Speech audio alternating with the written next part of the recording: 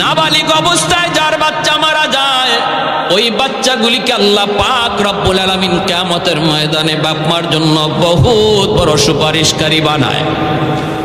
বাচ্চাগুলি আল্লাহর কাছে ডাক দেয়া কয়, মালিক, ও মালিক, তুমি আমারে দুনিয়াতে পাঠাইছো, পাঠানোর সময় আমার মা কত কষ্ট করছেন, জান বের হয়ে যায় অবস্থা। এরপরে আমি দুনিয়াতে আসলাম, এত কষ্ট আমি মাকে দিলাম, কিন্তু মার কোনো খেদমত আমি করতে পারলাম না, আমার মা ঋণ আমি শোধ করতে পারলাম না। আল্লাহ, আজ যদি তুমি আমাকে জান্নাতে দিতে চাও, আমার মা বাবা সারা জান্নাতে যাইবো না, হয় আমার বাপ মার সাথে জাহান্নামে দিয়ে দাও, হয় আমাকে আমার বাপ মার সাথে জাহান্নামে দিয়ে দাও।